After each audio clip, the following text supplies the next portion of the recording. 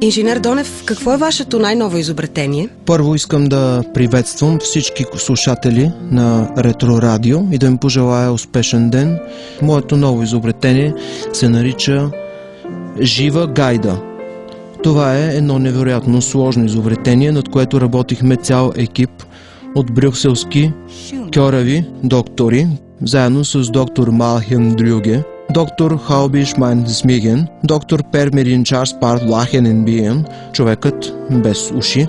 Искам да кажа, че живата гайда има няколко функции. Първо, това е специално компресирана, разширена овца. Още от малка, когато е мъничко яренце, овцата бива дебната в кошарата с компресорна помпа и бива надувана, докато се разшири достатъчно, така че в нея да може да бъде монтиран, разбира се, модем. След като порасне, разбира се, на нея и се разрешава да излезе на полянка и да изяде маргаритка. По този начин овчаря познава, че овцата е именно жива гайда.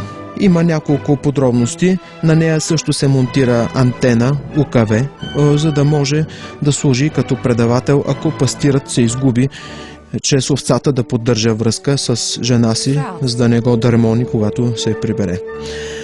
Също така, овцата не е лишена от даване на мляко, но специфичното е, че млякото е с какао.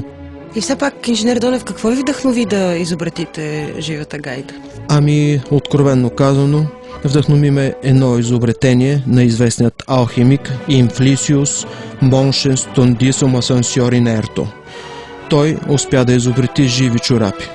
Видявайки това изобретение, аз просто не можех да остана равнодушен и изобретих жива гайда. Има ли някакви противопоказания от употребата на жива гайда? Да.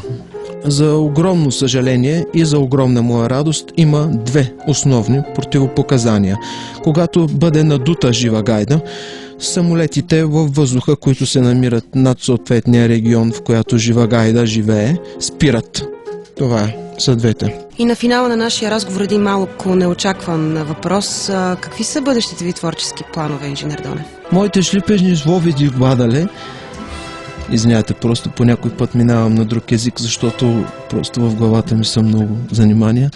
Зношас, десна да капот аз да думам. Пак се обърках.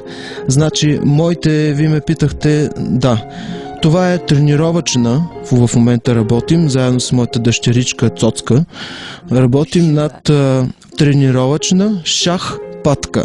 Но за това ще разкажа в следващата